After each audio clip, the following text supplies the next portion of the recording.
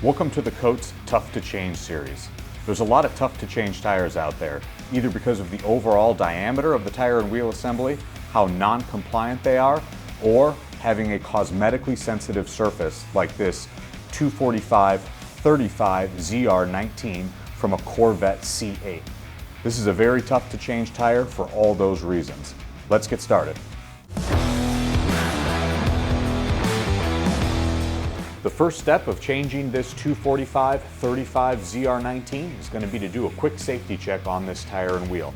We're going to make sure that all the wheel weights are removed from not just the outside of the wheel, but also from the back side of the wheel. Next, I want to take a good look at this tire and wheel and make sure that there's no damage that would prevent me from dismounting this tire safely. We've also removed our valve core and allowed all the air pressure to be released from this tire and wheel. Now it's time to loosen the bead on this wheel and tire.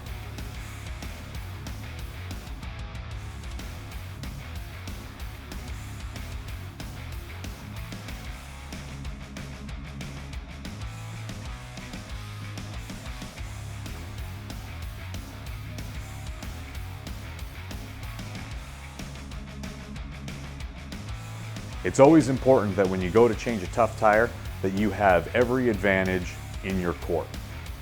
An important element to changing a cosmetically sensitive tire such as this is a wheel lift. It can not only prevent you from damaging the wheel when you're putting it up on the tire machine, it can also prevent back and finger injuries. In addition to that, having proper jaws on your tire changer such as these Grip Max 2s mean that we can clamp the wheel securely without causing any damage.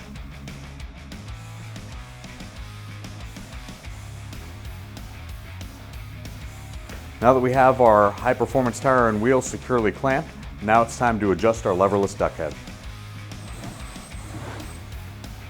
If you have an opening in the tire and wheel such as this from breaking the bead, this is a great place to set your leverless duck head.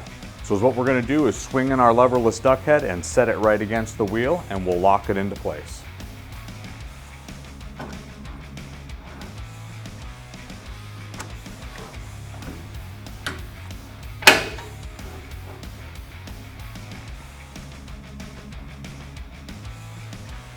Next, we'll apply a little bit of lube to the sidewall of the tire and to the leverless duck head itself.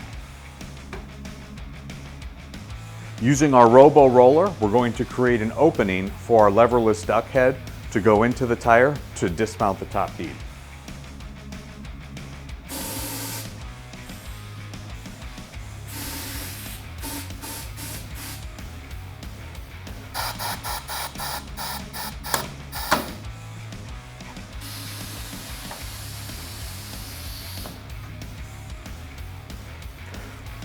When you have a non-compliant tire such as this one, in order to get the hook underneath the tire, back the tire up just a few degrees, and once it snaps into place, you're ready to begin the dismount phase of the top bead.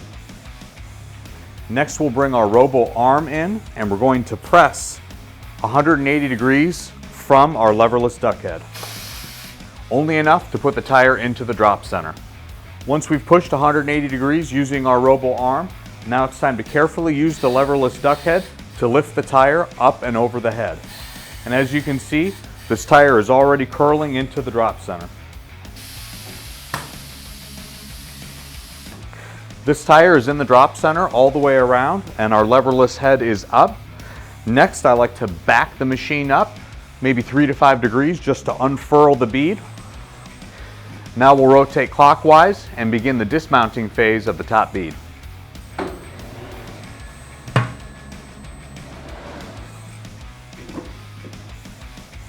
Once we've dismounted the top bead on this tire, we'll move on to the bottom bead. We need to make sure that we have the bottom bead inside the drop center. We're going to lower our leverless duck head, pick the tire up over the head, bring the head up, and then with my right hand, I support the tire next to the duck head, and with my left hand, I push down slightly as I begin to rotate and dismount the bottom bead.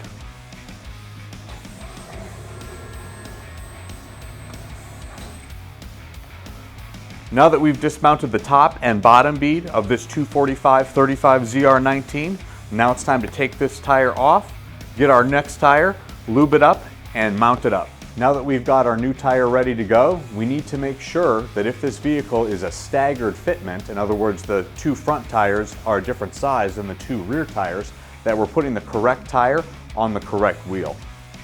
Many high-performance tires such as this are directional. So we need to understand whether this tire will be going on the right-hand side of the vehicle or the left-hand side of the vehicle. Directional tires are typically marked with an arrow or the words outside. That should help you determine which way you need to mount the tire on the wheel. This tire here is labeled outside, and we know that this is a left front. So we're going to go ahead and mount the tire that way.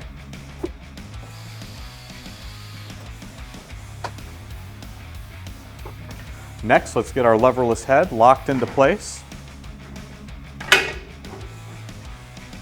and adjusted properly. Let's get our bottom bead mounted. Mounting the bottom bead on a tire like this is fairly simple. Mounting the top bead can sometimes be a little more difficult, so it's important that we use all of our accessories and use them properly. One of the first things we need to do is get our robo roller, and we're going to push slightly in front of the head. And what this is going to do for us is it's going to get all of the excess tire in front of the leverless head like so, and it'll also help us keep the bead of the tire over the tail of the leverless head.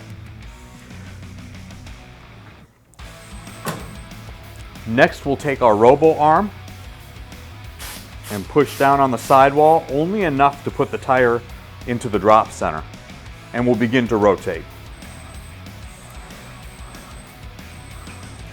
As you can see, we're keeping the tire over the tail of the leverless head, and we're using our robo roller to make sure the tire doesn't climb over the top of the head. And our robo arm is holding the tire in the drop center as we're mounting this top bead. As we continue to mount, this tire is going to continue to get tighter and tighter on here. So I need to relieve a little bit of pressure here on my robo arm, and I'm going to leave my robo roller right where it is. This tire is now ready to get the robo arm out of the way, and we'll relieve some pressure on the robo roller just slightly, but we don't want to remove it just yet because we don't want this tire to climb over the head at the last minute.